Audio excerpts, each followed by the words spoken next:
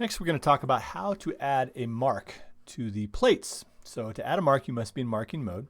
So we're looking straight down on the plates, and the top of the bottom plate are squished together on the floor like this.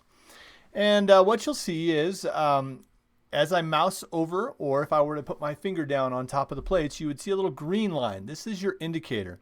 It's going to show you where you're going to add your line. So you can kind of come along here. And let's say I wanted to strike a line at 20.5 inches. I come along here and I get it to where I want it. And then I click, and that shows me a series of buttons that I can add. These are all the marks that I can add. Some of the marks are on the left side of the line, and some of the marks are on the right side of the line.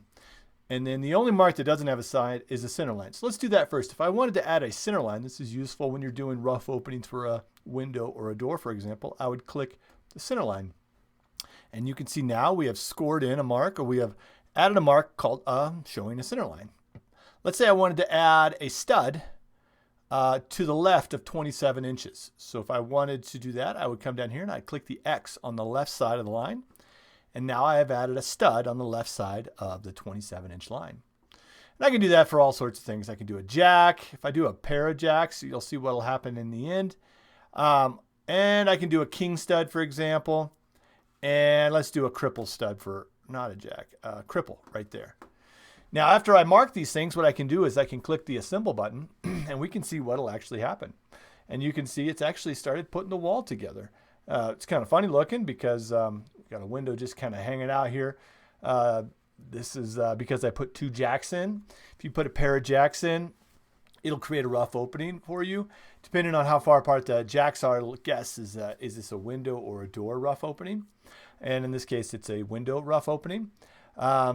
You might be able to see that this needs a little support, so because we didn't add any king studs. Let's throw a king stud in there real quick. So we'll drop it back to marking mode.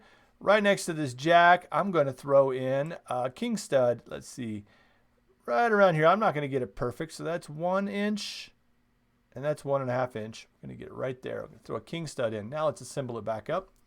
And now we can see we have a king stud. It's not perfect. We got a little gap in there. We shouldn't have that. But anyways, over here you can see a couple cripple studs. These would be usually placed above and below rough opening where there's a sill, depending on if there's a window or a door.